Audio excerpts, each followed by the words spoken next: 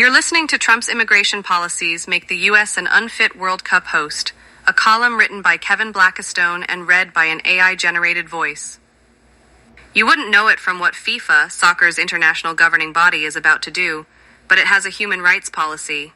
Guided by its human rights approach, FIFA embeds its commitment throughout the organization and engages in an ongoing due diligence process to identify, address, evaluate, and communicate the risks of involvement with adverse human rights impacts.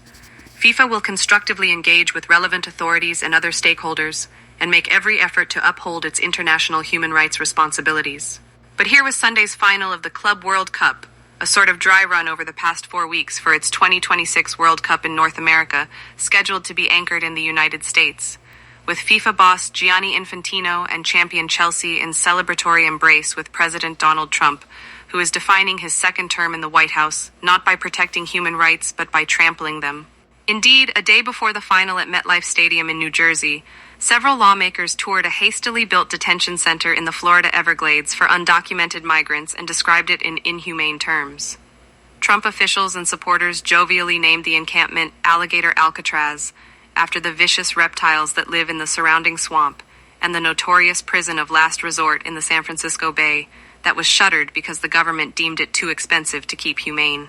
On Friday, a federal judge in California ordered a stop to Trump administration raids of everything from farms to public parks to car washes looking for undocumented laborers. The actions erupted into violent confrontations between National Guard troops in riot armor and protesters trying to protect the immigrants being hunted. Anecdotal narratives illustrate the enforcement of Trump's immigration policies as xenophobic at best. People such as Kilmar Abrego Garcia, the Salvadoran man living in Maryland on protected status whom the Trump administration admitted it mistakenly deported in a raft of detainees to a dissolute El Salvador prison. He's still in custody. People such as University of Florida student Felipe Zapata Velasquez, a Colombian whom Gainesville police arrested on traffic offenses and then turned over to Trump immigration officers. He agreed to be deported rather than face detention. Then there are those such as Rumeysa Ozturk, a Tufts University PhD student on a student visa from Turkey, and Badar Khan Suri, a Georgetown academic whom Trump's masked squads snatched off streets into unmarked vehicles and whisked away to who knew where because they were said to have voiced opposition to Israel's war in Gaza. Both eventually were released, but not necessarily freed. And there is an expanding list of countries from which Trump would like to ban citizens' entry to the United States.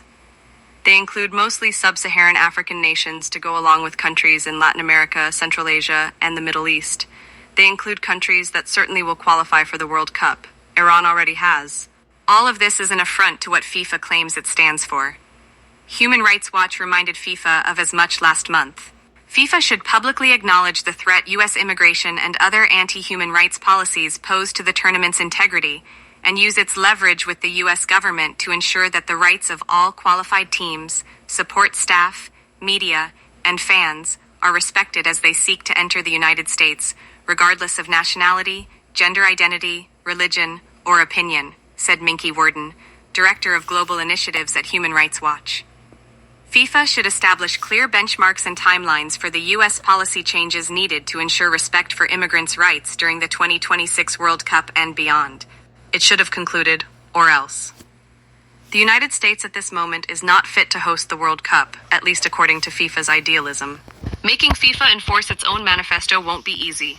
Its boss, Infantino, ran the 2018 World Cup in Russia, where Russian President Vladimir Putin awarded him a medal for friendship. Last week, Infantino cemented the triumvirate by choosing Trump Tower, of all the buildings here in Canada or in Mexico, to set up a FIFA office. But Infantino doesn't make up FIFA. The world, so much of which Trump is attacking through immigration actions or tariffs, does. In the decade run-up to the 2022 World Cup in Qatar, which Infantino also headed, there were calls for a venue change because of alleged abuses of migrant workers building the stadiums and other infrastructure necessitated by the event. Just 3 months before the 2016 Summer Olympics commenced in Rio de Janeiro, a worldwide call from doctors and scientists was issued to postpone the games if not move them altogether. A mosquito-borne virus called Zika, which was linked to a birth defect, was spreading throughout Brazil. The Centers for Disease Control and Prevention in Atlanta stopped short of joining the chorus, but advised pregnant women not to travel to sites in Brazil where the infection was prevalent. All of which should remind the bulk of the national federations that make up FIFA, such as those from the Confederation of African Football and CONCACAF, which represents North and Central America and the Caribbean, that it has never been too early or too late to demand a reconsideration of the venue choice for a global sporting event. Especially this time, when the host country's administration is increasingly inhospitable to the myriad of world citizens the World Cup is supposed to represent.